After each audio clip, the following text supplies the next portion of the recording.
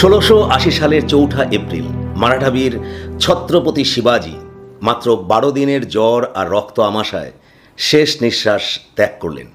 মৃত্যুর বছর চারেক আগে 1676 সালে তিনি বারবার অসুস্থ হয়ে পড়েছিলেন। বয়স বাড়ছিল, শরীর ভাঙছে, মাঝে মধ্যেই রোগগ্রস্ত হচ্ছেন।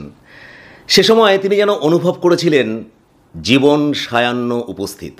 তা ওই রকম এক অসহায় অবস্থায় তিনি কি ভাবছিলেন, আসুন আমরা দেখে নেই ভারত বিখ্যাত ইতিহাসবিদ যদুনাথ সরকারের ভাষায়।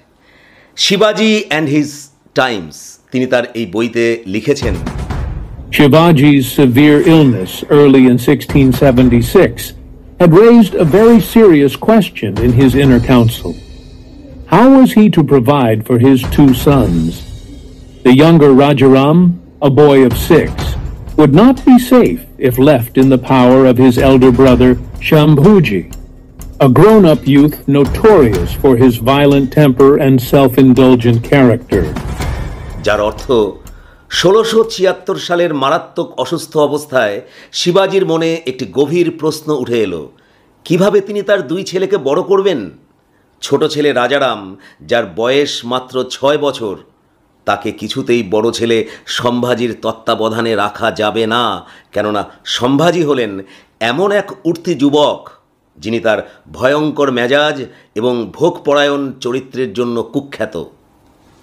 ছত্রপতি শিবাজির জ্যেষ্ঠ পুত্র সম্ভাজি মহারাজের এই চরিত্র চিত্রণ আরও কিছুটা সুস্পষ্টভাবে ফুটে উঠল যখন শিবাজি 1678 সালে তার মৃত্যুর ঠিক 2 বছর আগে কর্ণাটক থেকে নিজের রাজ্যে মহারাষ্ট্রের রায়গড়ের দুর্গে ফিরে আসলেন। বড় ছেলে সম্পর্কে সম্পূর্ণ হতাশ শিবাজি তখন ঠিক করলেন যে তিনি তার সাম্রাজ্যকে 2 ছেলের মধ্যে ভাগ করে দেবেন। ইতিহাসবিদ যদুনাথ সরকার আবারও লিখলেন, The character of his eldest son filled Shiva with the gloomiest anticipations of the future. A profligate, capricious, and cruel youth, devoid of every spark of honor, patriotism, or religious fervor, could not be left sole master of Maharashtra. অর্থাৎ বড় ছেলের চরিত্র শিবাজির আশা আকাঙ্ক্ষাকে গভীরভাবে অন্ধকারাচ্ছন্ন করে তুলেছিল। একজন অসংযমী, খামখেয়ালি, নিষ্ঠুর যুবক যার শ্রদ্ধাবোধ, দেশপ্রেম কিংবা ধর্মীয় নীতিনিষ্ঠা কিছুই নেই, তাকে মহারাষ্ট্রের একমাত্র শাসক হিসাবে নির্বাচিত করা যায় না। সুতরাং শিবাজি ঘোষণা করলেন তার সাম্রাজ্যের প্রধান অংশ, মহারাষ্ট্রের অংশ, তার দায়িত্ব নেবেন ছোট ছেলে রাজারাম, আর তার বিজিত অংশ অর্থাৎ জয় করা রাজ্যসমূহ, সুদূর কর্ণাটকের বিভিন্ন অঞ্চল, তার দায়িত্ব পাবেন বড় ছেলে সম্ভাজি মহারাজ।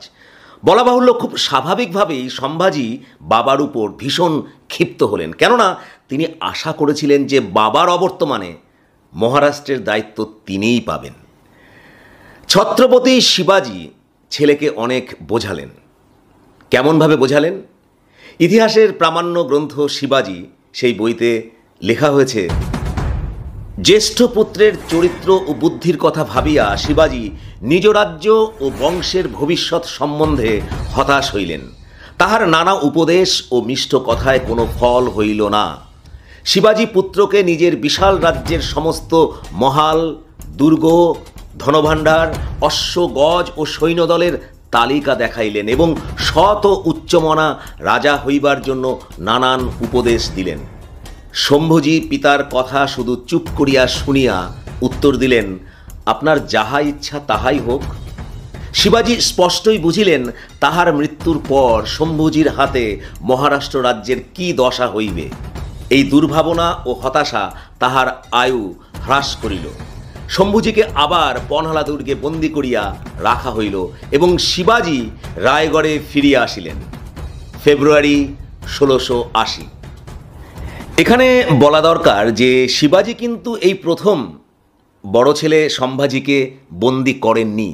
এর আগেও তিনি একবার ছেলেকে বন্দী করেছিলেন, আর সেই ইতিহাস বাস্তবিকই বিস্ময়কর, প্রায় অবিশ্বাস্য। আমি বা আপনি বা হিন্দি ব্লকবাস্টার ছবি ছাবা আমাদের কারোরই সেই ইতিহাসকে পরিবর্তন করার ক্ষমতা নেই। মাত্র 21 বছর বয়সে শিবাজী পুত্র সম্ভাজি, যিনি হয়ে উঠেছিলেন উদ্ধত, খামখেয়ালি, তিনি একজন ব্রাহ্মণ নারীর সম্ভ্রম নষ্ট করলেন। He just violated a beautiful Brahmin woman. শিবাজী জীবনী গ্রন্থে লেখা হয়েছে, এই 21 বছর বয়সেই তিনি উদ্ধত, খামখেয়ালি, নেশাখোর ও লম্পট হইয়া পড়িয়াছেন। একজন সধবা ব্রাহ্মণীর ধর্ম নষ্ট করিবার ফলে ন্যায়পরায়ণ পিতার আদেশে তাহাকে পনহালা দুর্গে আবদ্ধ করিয়া রাখা হয়। এর পরেই ঘটল আরও বিস্ময়কর, চমকপ্রদ ঘটনা, যেখানে রয়েছে নিজের জাতির প্রতি বিশ্বাসঘাতকতার বিষ, বাবা শিবাজির বিরুদ্ধে অবিশ্বাস্য বিদ্রোহ এবং সর্বোপরি মারাঠা সাম্রাজ্যই ধ্বংসের এক অস্বাভাবিক প্রচেষ্টা। শিবাজী পুত্র সম্ভাজি মহারাজ যখন পনহালা দুর্গে বন্দী, তখন খুব গোপনে গুপ্তচর মারফত তার সাথে যোগাযোগ করলেন দিলির খাঁ। এই দিলির খাঁ হলেন সেই সময়ে দাক্ষিণাত্যের মোঘল সেনাবাহিনীর সেনা সর্বাধিনায়ক, সেনাধ্যক্ষ। তিনি সম্ভাজিকে গোপন এক চিঠিতে লিখলেন, সম্ভাজি যদি তাদের পক্ষে অর্থাৎ মোঘলদের পক্ষে যোগদান করেন, তাহলে মোঘল বাহিনী তার হয়ে পিতা শিবাজির অন্যায়ের প্রতিশোধ নেবে এবং মহারাষ্ট্র ও কোঙ্কণ তার হাতে তুলে দেওয়া হবে। সম্ভাজি সাম্রাজ্যের লোভে, পিতার প্রতি প্রতিশোধ নেভার স্পৃহায় মারাঠা জাতির প্রতি বিশ্বাসঘাতকতা করে বসলেন। তিনি কাল বিলম্ব না করে মোগল সেনানায়ক দিলির খাঁর প্রস্তাব গ্রহণ করলেন এবং একদিন স্ত্রী জেসুবাইকে সঙ্গে নিয়ে ছদ্মবেশে পনহালা দুর্গ ত্যাগ করে সরাসরি মোগল বাহিনীর সেনা ছাউনিতে গিয়ে তিনি উপস্থিত হলেন। যোগ দিলেন মারাঠাদের চিরশত্রু মোগল সম্রাট আওরঙ্গজেবের পক্ষে। সময়টা ছিল 1678 সালের 13ই ডিসেম্বর। সেদিন ইতিহাসের পাতায় ঘটল পিতার বিরুদ্ধে পুত্রের ষড়যন্ত্রের, পুত্রের বিদ্রোহের আরেক অনন্য নজির।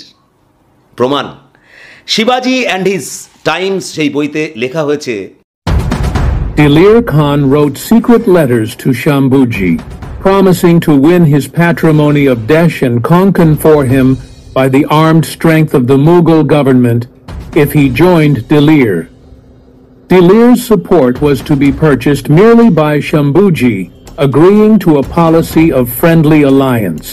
Shambhuji one day escaped with his wife, Yesubai, dressed in male attire on horseback, and joined Dilir Khan. This happened on 13th of December, 1678. দিলির Khan শিবাজী পুত্র সম্ভাজি মহারাজকে কাছে পেয়ে, পাশে পেয়ে ভীষণ উল্লসিত হয়ে উঠলেন। পরের বছর তিনি মোগল সম্রাট আওরঙ্গজেবের নির্দেশে সম্ভাজিকে সাথে নিয়ে শিবাজির দুর্গ ভোপালগড় দুর্গ আক্রমণ করে বসলেন। মোগল মারাঠার মুখোমুখি সেই যুদ্ধে পিতার বাহিনী পুত্রের কাছে পরাজিত হল। সম্ভাজি আর দিলির খাঁর মিলিত আক্রমণে হাজার হাজার মারাঠা সৈন্য, মারাঠা নারী, পুরুষ, শিশুর নিধন যজ্ঞে শিবাজির ভোপালগড় দুর্গ ধ্বংস হল। ছেলের হাতে বাবা ছত্রপতি শিবাজির এই দুর্গতির কথা সত্যি ভাবা যায় না। তা এত কিছু হওয়া সত্ত্বেও শিবাজি কিন্তু পুত্রের প্রতি ছিলেন ক্ষমাশীল। গুপ্তচরের মাধ্যমে তিনি তার ছেলের সাথে নিয়মিত যোগাযোগ রাখছেন এবং ছেলেকে ফিরে আসতে বলছেন। তবুও ছেলের হুঁশ ফিরল না। ভোপালগড় জয় করার পর দিলির খাঁ সম্ভাজিকে নিয়ে এবার আক্রমণ করে বসলেন বিজাপুর দুর্গ। বিজাপুরের তখন শাসক ছিলেন মাসাউদ। তিনি তৎক্ষণাৎ ছত্রপতি শিবাজির সাহায্য প্রার্থনা করলেন। শিবাজি তিনি কিন্তু এবার নিজেই সসৈন্যে যুদ্ধক্ষেত্রে তিনি হাজির হলেন, রুখে দিলেন মোগল বাহিনীর আক্রমণ। দিলির খাঁ এবং সম্ভাজি এরা যুদ্ধে ব্যর্থ হয়ে পিছু হটলেন। বিজাপুর থেকে পিছু হটতে হটতে তারা উপস্থিত হলেন টিকোটা নামে একটা জনপদে। যুদ্ধে ব্যর্থ, হতাশাগ্রস্ত দিলির খাঁ এখানেই সংগঠিত করলেন এক ভয়ঙ্কর হত্যালীলা। হিন্দু মুসলমান নির্বিশেষে টিকোটা জনপদের শয়ে শয়ে নারী পুরুষকে নির্বিচারে কতল করা তিনি শুরু করলেন। আর সেই অস্বাভাবিক বিভৎস হত্যাকাণ্ড দেখে সেই ধ্বংসযজ্ঞ প্রত্যক্ষ করে শিবাজী পুত্র সম্ভাজি সরাসরি দিলির খাঁর হত্যাকাণ্ডের প্রতিবাদ করলেন এবং ধ্বংসযজ্ঞকে বন্ধ করতে অনুরোধ করলেন। কিন্তু দিলির খাঁ সম্ভাজির কোনো কথাতেই সামান্যতম গুরুত্ব দিলেন না। সম্ভাজি মহারাজ অচিরেই উপলব্ধি করলেন পিতার বিরুদ্ধে বিদ্রোহ করতে গিয়ে তিনি জীবনের মস্ত বড় ভুল করে ফেলেছেন। মোগলদের এই সঙ্গ এখনই তার ত্যাগ করা দরকার। অন্যদিকে পিতা শিবাজি তিনি কিন্তু অবিরাম ছেলের সাথে গুপ্তচরের মাধ্যমে যোগাযোগ রেখে চলেছেন। অবশেষে সম্ভাজি পিতার পাঠানো গুপ্তচরদের মাধ্যমে সম্পূর্ণ ছদ্মবেশে স্ত্রী যেশুবাইকে সঙ্গে নিয়ে পনালা দুর্গের উদ্দেশ্যে রওনা দিলেন এবং কিছুদিনের মধ্যেই পিতার সাথে মিলিত হলেন। তারিখটা ছিল 4 ডিসেম্বর 1679 সাল। শিবাজির কাছে বিদ্রোহী ছেলে সম্ভাজি মহারাজ ফিরে আসলেন ঠিকই, কিন্তু এই ছেলেকে শিবাজি আর কখনো ভরসাও করেননি, বিশ্বাসও করেননি। এই ভিডিওর প্রথম দিকেই আমি আপনাদের বলেছি যে বড় ছেলে ঘরে ফিরে আসার পরেই শিবাজি তার 2 ছেলের মধ্যে মারাঠা সাম্রাজ্যকে ভাগ বাটোয়ারা করে দেওয়ার একটা ব্যবস্থা করেছিলেন। হোমল্যান্ড মহারাষ্ট্র তার দায়িত্ব তিনি দিতে চেয়েছিলেন ছোট ছেলে রাজারামকে। অন্যদিকে সুদূর কর্ণাটকের যে জায়গা তিনি জয় করেছিলেন তার দায়িত্ব তিনি দিতে চেয়েছিলেন বড় ছেলে সম্ভাজি মহারাজকে। বলা বাহুল্য শিবাজির এই ভাগবাটোয়ারাকে সম্ভাজি মহারাজ কখনোই মেনে নিতে চাননি। ফলস্বরূপ একরকম বাধ্য হয়ে শিবাজি পনালা দুর্গে সম্ভাজিকে দ্বিতীয়বার বন্দি করে রাখলেন। শিবাজি 1680 সালের 4 এপ্রিল অসুখে ভুগে শেষ নিঃশ্বাস ত্যাগ করলেন। সে সময় কিন্তু পনালা দুর্গে বন্দী রয়েছেন সম্ভাজি মহারাজ। পিতার মৃত্যুর পরই তিনি বন্দিদশা থেকে বেরিয়ে আসলেন এবং সরাসরি শিবাজির রায়গড় দুর্গে তিনি উপস্থিত হলেন এবং সেখানেই তিনি নিজেকে মারাঠা সাম্রাজ্যের অধিপতি হিসাবে ঘোষণা করলেন। 1680 সালের 20 জুলাই তার রাজ্যাভিষেক হলো। সিংহাসনে আরোহণ করেই তিনি প্রথম বুরহানপুর দুর্গ আক্রমণ করলেন। ছাবা সিনেমাটি কিন্তু এখান থেকে শুরু। শুধু একটা বিষয় মনে রাখতে হবে যে সিনেমা আর বাস্তব সবসময় তা একই রকম হয় না। তবে একথা সত্যি যে বুরহানপুর আক্রমণ করে সম্ভাজি মহারাজ বীর বিক্রমে মোগলদের আক্ষরিক অর্থে প্রায় কচুকাটা করে বুরহানপুর জয় করেছিলেন এবং তখন থেকেই তার এই পরাক্রমের কথা, এই মোগল বিরোধিতার কথা খুব দ্রুত চারিদিকে ছড়িয়ে পড়ল। ইতিমধ্যে একটা ঘটনা ঘটল। মোগল সম্রাট আওরঙ্গজেবের বিদ্রোহী ছেলে শাহজাদা আকবর তিনি প্রাণ বাঁচাতে সম্ভাজির কাছে আশ্রয় ভিক্ষা চাইলেন। সম্ভাজি তাকে আশ্রয় দিলেন। এই শাহজাদা আকবরেরই দেখানো একটা চিঠি মারফত সম্ভাজি মহারাজ প্রথম জানতে পারলেন যে তার বিরুদ্ধে একটা গভীর ষড়যন্ত্র তৈরি হয়েছে। তাকে সিংহাসনচ্যুত করতে ষড়যন্ত্রকারীরা প্রস্তুতি নিয়েছে। বিষয়টা জানতে পেরেই সম্ভাজি কাল বিলম্ব না করে ষড়যন্ত্রকারীদের বন্দী করলেন। ঐতিহাসিক এফ মার্টিন তার ডায়েরিতে লিখেছেন, The conspirators against Shambhuji was Anaji Pandit, Ramraja's mother, and Hiraji Farzand. এখানে রামরাজা বলতে বোঝানো হয়েছে শিবাজির ছোট ছেলে রাজারামকে। বলা বাহুল্য এই রাজারামেরই মা অর্থাৎ শিবাজির দ্বিতীয় স্ত্রী সয়রাবাই তিনিই ছিলেন সম্ভাজি মহারাজের চোখে ষড়যন্ত্রের মূল মাথা। সুতরাং কঠিন শাস্তি অবশ্যম্ভাবী। ঐতিহাসিক এফ মার্টিন তার ডায়েরিতে জানিয়েছেন, Shambhuji puts to death Anaji Dato Sachiv, Anaji Pant, Bala Prabhu, Somaji Dato, and Hiraji Farzand.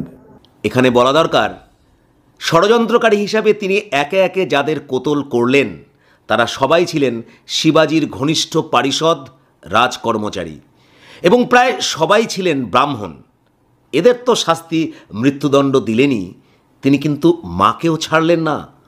দেখুন এখানে লেখা রয়েছে, Ramraja's mother Soirabai is dead by report, poisoned by Shambhuji Raja's contrivance. ইতিহাসবিদ যদুনাথ সরকারও তার বই শিবাজি অ্যান্ড হিজ টাইমস সেই বইতেও একই তথ্য দিয়েছেন। সেখানেও তিনি লিখেছেন, Soirabai put to death by Shambhuji in 1681, mother of Rajaram. একদিকে যেমন সম্ভাজি মহারাজ তার প্রতিবেশী অঞ্চলগুলিতে মোগলদের বিরুদ্ধে প্রবলভাবে জোরদার লড়াই শুরু করলেন, তেমনি অন্যদিকে তিনি নিজের রাজ্যে পিতা শিবাজির আমলের বিশ্বস্ত রাজকর্মচারীদের পারিষদদের, যাদের সিংহভাগ ছিল ব্রাহ্মণ, তাদেরকে তিনি একের পর এক সর্বমোট তিনি 24 জন গুরুত্বপূর্ণ ব্রাহ্মণকে হত্যা করলেন। ঐতিহাসিক এফ মার্টিন তার ডায়েরিতে একটা বেশ গুরুত্বপূর্ণ কথা বলেছেন। তিনি লিখেছেন, Shambhuji Raja continues to exercise his cruelty with regard to the other officers of his father, particularly against the Brahmins. It can be foreseen that this prince will ruin himself by his wicked conduct. The Brahmins never forgive. সুতরাং সম্ভাজি মহারাজের অবর্ণনীয় অত্যাচার মারাঠা ব্রাহ্মণদের কাছে ক্রমশ অসহনীয় হয়ে উঠল। তারা প্রতিশোধ পরায়ণ হয়ে গোপনে গোপনে তারা যোগাযোগ করলেন দাক্ষিণাত্যের মোঘল সেনাবাহিনীর সেনানায়কের সাথে। তখন কিন্তু দিলির খাঁ সেই সেনানায়কের পদে আর নেই। তার জায়গায় মোঘল সম্রাট আওরঙ্গজেবের নির্দেশে মোকাররব খাঁ মোঘল সেনানায়কের দায়িত্ব নিয়েছেন। এই মোকাররব খাঁ তিনি একদিন গুপ্তচর মারফত খবর পেলেন যে সম্ভাজি মহারাজ রায়গড় দুর্গ থেকে পারিবারিক কারণে খিলনা দুর্গে রওনা দিয়েছেন। খিলনা দুর্গে তিনি তার কাজ শেষ করে সঙ্গমেশ্বরে যাবেন। সেখানে তিনি তার মন্ত্রী তথা তার বন্ধুবর কবি কলসের সঙ্গে তার নবনির্মিত প্রাসাদে আনন্দঘন একটা সময় তিনি সেখানে অতিবাহিত করবেন। খবর পেয়েই মোকাররব খাঁ তিনি 3000 মোগল সৈন্য নিয়ে সঙ্গোপনে সঙ্গমেশ্বরের উদ্দেশ্যে রওনা দিলেন। সম্ভাজি মহারাজকে কিন্তু তার গুপ্তচররা মোঘল সৈন্যদের আগমনের আগাম সংবাদ জানিয়েছিলেন। কিন্তু আমোদ আর বিনোদনে নিমজ্জিত সম্ভাজি সেই গুপ্তচরদের কথায় গুরুত্ব না দিয়েই তাদেরকে মুণ্ডচ্ছেদ করেছিলেন, কারণ সম্ভবত তারা তার সুরাপানের আসরে বিঘ্ন ঘটিয়েছিল। আওরঙ্গজেবের রাজত্বকাল নিয়ে একটা ইতিহাস গ্রন্থ আছে যার নাম মসির-ই-আলমগীরি। সেই বইতে লেখা হয়েছে, Although the spies of Shamba informed him that the Mughal troops were coming, that foolishly pride-intoxicated man, by making the signal of a frown, had them beheaded. যদিও এখানে বলা হয়েছে সম্ভাজি মহারাজ গুপ্তচরদের মুণ্ডুচ্ছেদ করেছিলেন, ঐতিহাসিক কাফি খাঁ তিনি কিন্তু তার বইতে লিখেছেন সম্ভাজি তার গুপ্তচরদের জিভ কেটে নিয়েছিলেন। With his pride doubling the effect of wine, ordered the tongues of the spies to be cut out for giving him false intelligence. Chhaava সিনেমায় দেখানো হয়েছে মোগল সৈন্যরা যখন সঙ্গমেশ্বরে সম্ভাজি মহারাজকে আক্রমণ করল, সম্ভাজি সেখানে বীর বিক্রমে মোগলদের প্রতিহত করার জন্য আপ্রাণ চেষ্টা করলেন।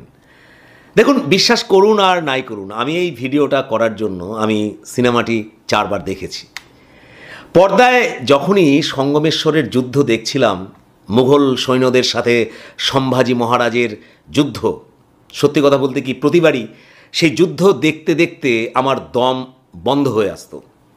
সত্যি সম্ভাজির কি অবিশ্বাস্য শৌর্যবীর্যের প্রকাশ ঘটেছে যুদ্ধের সেই দৃশ্যগুলিতে। কিন্তু ইতিহাসের পাতায় তা অনুসন্ধান করতে গিয়ে দেখি সম্পূর্ণ তার বিপরীত চিত্র। মসির-ই-আলমগীরি গ্রন্থে এই তথ্য রেকর্ডেড আছে যে Kavi Kalash was accidentally wounded with an arrow, and after a little fighting, they took to flight. Shamba concealed himself in a hole in Kavi Kalash's mansion, hoping that none would detect him.